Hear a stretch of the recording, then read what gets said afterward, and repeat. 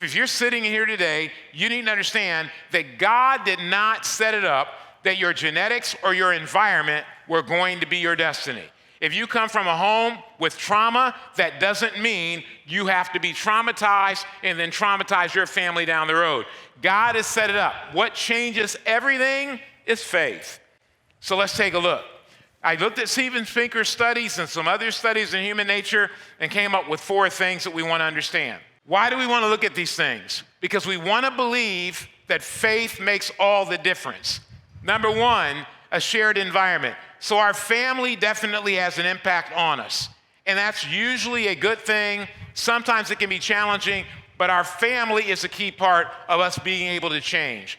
A unique environment, our choices. So even when you're raised in a great family, your choices can change your destiny. So even if your family is awesome, you go into a unique environment when you choose. And so when I was growing up, I had a best friend who chose drugs. I did not choose that. His family was wealthier than my family. He had it easier than I did, but his choices negated his original family environment. Human nature or biology, our genes, that's a factor, but again, it's not our destiny. And here's the X factor, the thing that changes everything, God and spirituality.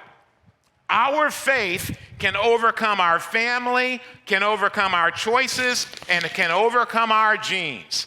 Our faith can overcome our family, can overcome our choices, and can overcome our genes. If you can get enough faith in God, you can overcome anything that's negative in those things. Now, some of us are truly blessed. We got a good family, we make good choices, and we got good genes, and so we should be pretty awesome when we add faith to the mixture. Okay, we're going to talk about one guy, and then we're going to get out of here. His name is Timothy. Timothy's found in Acts chapter 16. He's about 16 years old. I'll give away the story. Timothy had a great mom and an awesome grandmother, and it made all the difference. Acts 16:1. Our family, our shared environment, where we begin.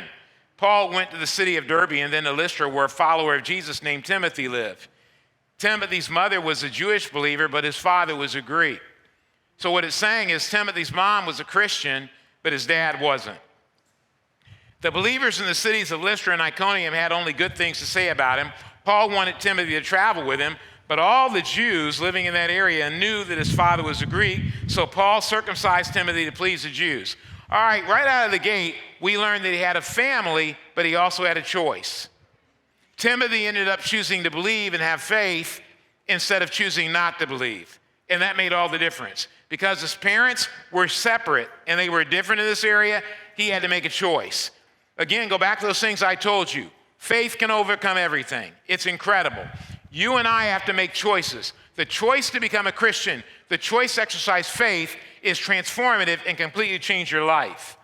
Our choices. So Timothy made a choice. Let's look what that choice did. In 2 Timothy 3 and verse 10, what was unique about Timothy's life is even though his father was a Greek, he chose to go with this guy Paul in his adult life. And when you're about 16 back then, you're starting to head toward being an adult.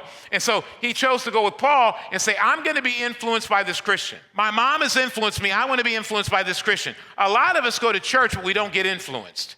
A lot of us read the Bible, we don't get influenced. In 2 Timothy 3 and verse 10, this is later, near the end of Paul's life, he writes to Timothy and he says, but you know all about me. You know what I teach and the way I live. You know my goal in life. You know my faith, my patience, and my love. You know that I never stop trying.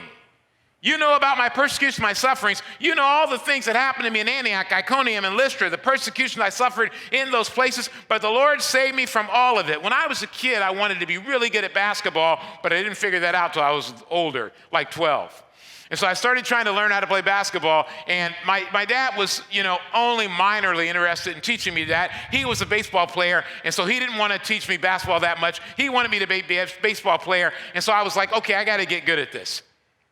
My sister had many boyfriends. My sister was very, very popular with the boys. And so she had a boyfriend named Gary Hardiman, an awesome guy. And he would come to go on dates with her, and I'd be out there trying to learn how to play basketball.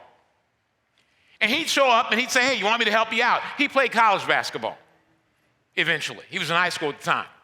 And so he'd show me different things and teach me how to play. And later on, I got to be pretty good. And of course, he was really good.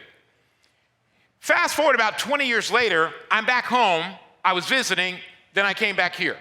I get this phone call on my cell phone, and it says, what are you doing? And I'm like, who is this? He goes, this is Gary Hardiman. You remember me? I said, of course I remember you. He goes, Russ, I heard you were in town, and I didn't get to see you. I said, yeah, I was in town. He goes, and I heard you play basketball. I heard you play varsity basketball. I didn't even know that. I said, yeah, I did, because he knew me when I was 12. And we talked for a while, and I said, yeah, I got to thank you, because you used to take time out when my sister was running late for the dates. You used to take time out and you used to help me. He goes, your sister was never late for the dates. I always came early to teach you how to play basketball. A lot of us don't understand that when you get the opportunity to have someone influence you that's not part of your original family in a good way, that's part of building on what your family has done, and it gives you the opportunity to change. A lot of times when we're going to college, we go to class, but we don't find friends to be influenced by. If you're visiting today, you have an extraordinary opportunity. If someone's watching one of our things on YouTube and the one quick thoughts we do, you have an extraordinary opportunity. Find someone to influence you. It'll make all the difference. That's your unique environment. You're born into a family, but your choices can alter your destiny and make it better. Our genes. A lot of us say, well, I can't change. My genes don't allow me to. A lot of us say, well, I'm dumb. I can't learn. I use that term on purpose. I'm dumb. I can't learn. I'm not smart. You know, I hated math, and so I said I'm not good at it. Oftentimes when we find something not easy the first time, we think we don't have the talent for it. I'm sure there's some of us in here who say, I'm not good at art. I'm not good at singing. A lot of us have a lot of things we think we're not good at, and we look at our family and we go, well, look at that. They can't do it either. Therefore, I can't do it. Genes are not our destiny. Human nature, our biology, but it does play a role. Look at Timothy in 1 Timothy 5:23. Timothy, this is Paul talking to him, stop drinking only water and drink a little wine. This will help your stomach, and you will not be sick so often. You know what? The primary thing that genes will affect is your health, physical, and it can be mental health. But that's not going to limit you if you have faith.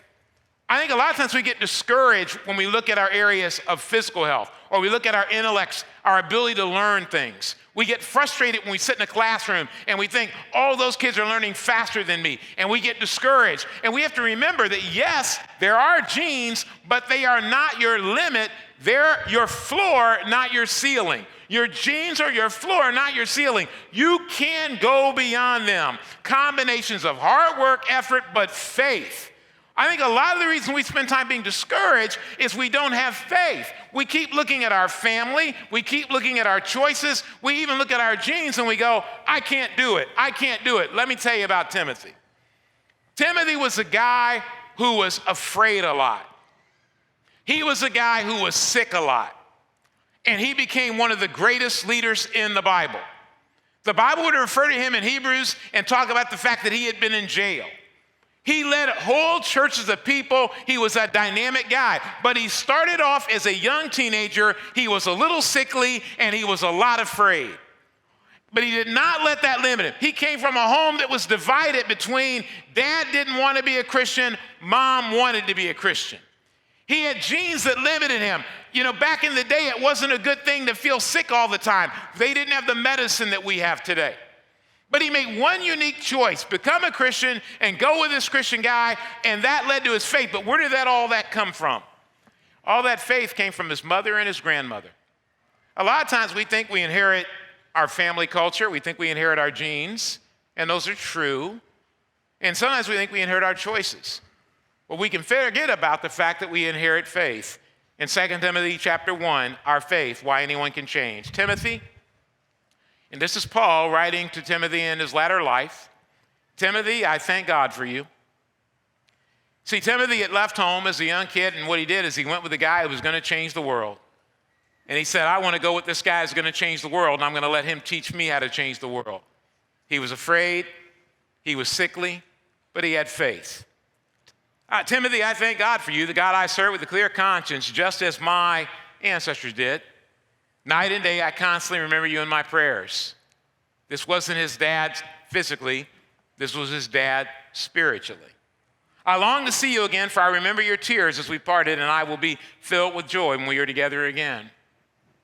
I remember your genuine faith, for you share the faith that first filled your grandmother Lois and your mother Eunice.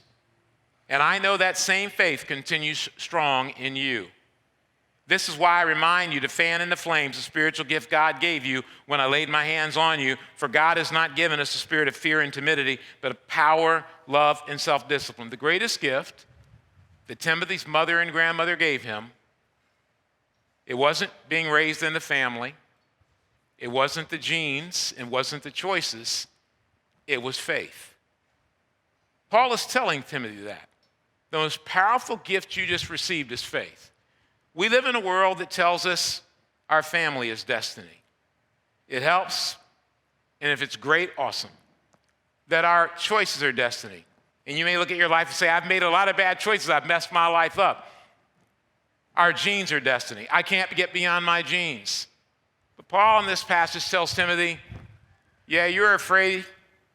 Yeah, you were sickly.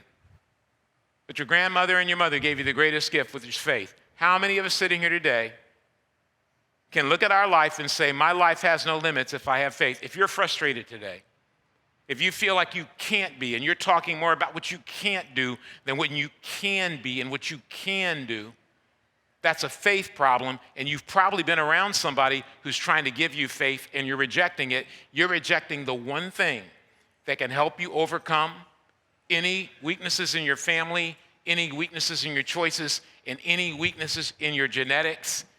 Nurture and nature, they're true, but they're not your destiny. Faith allows you to change anything. Nurture and nature, why faith can change anything, that's a powerful thought.